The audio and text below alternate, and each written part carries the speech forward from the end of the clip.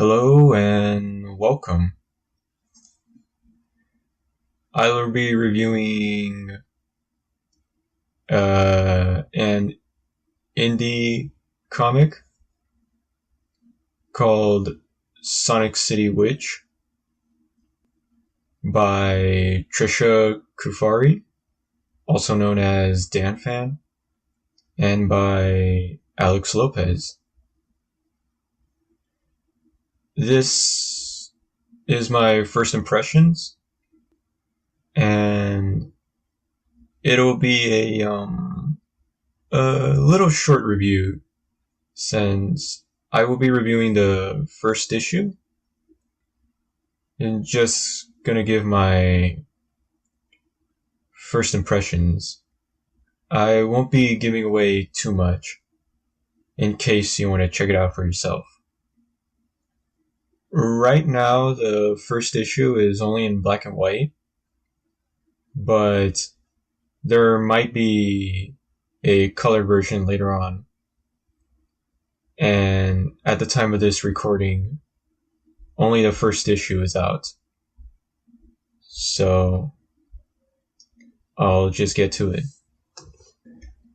The first thing that I'm going to talk about is the art. Now, although the first issue is only in black and white right now, I still think the art is really well done, even though it's in black and white. It could give you this sort of manga feel with how it's shaded and drawn, and also how it uses a little bit of gray. I'm not sure if that was intentional. I do think it's still able to hold up well. So the issue at the beginning starts off right away by getting into the action. And like I said about the art, the action looks pretty good. And it's this simple chase scene. The action scene in the beginning is not only supposed to be something that is supposed to hook you in, but also get an idea for what is to come, for the tone, what might happen in the story. The main thing that I think stands out from this issue is its world building, and it gets right into it by dropping hints or by showing the art. Sonic City Witch seems to be a mix of cyberpunk and fantasy, and the whole point of the city is how it's a mixture of technology and magic. What might be the whole premise is how magic has sort of faded out as technology has advanced. And you see in the opening how what seems to be a police officer type character rely more on technology, while the thieves rely more on magic. You could expect what type of battles you might be getting. So, pretty interesting world building. And I do like how it ties into the whole story so far. With that out of the way, let's get into the characters, which I won't be getting into a lot since there isn't that many character growth in this issue. But the characters I will mostly be talking about is the two main ones, First is Hazel, which I believe her name is. So pretty simple, but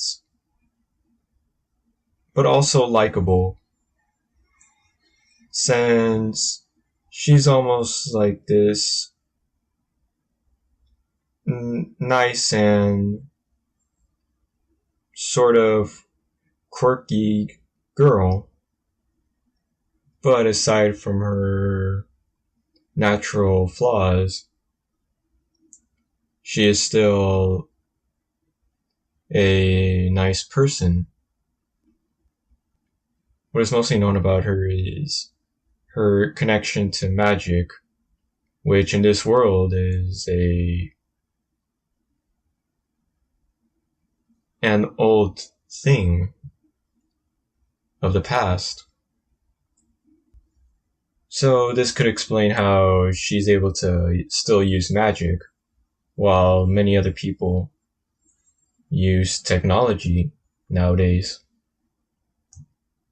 So far, from her personality and from her backstory, her mini backstory, she has potential, and it'll be interesting to what direction she goes in the story. Aside from Hazel, there aren't many other characters that there's a lot to describe about. The only other person might be her friend, who seems she might be the comic relief, but she might also be a sister type companion, at least from what it is shown. I do think for the most part that the characters do serve the purpose, and I'm looking forward to what's to come and what's gonna happen when new characters are introduced. This issue gets their points, lets you know what it's gonna be about, sets up the characters for this series, and I like it. I think this was a good issue. I definitely do think it does what a first issue is supposed to do, and I look forward to it. I do recommend it. Anyway, that will be it for this review. Thanks for watching, and with that, see you later.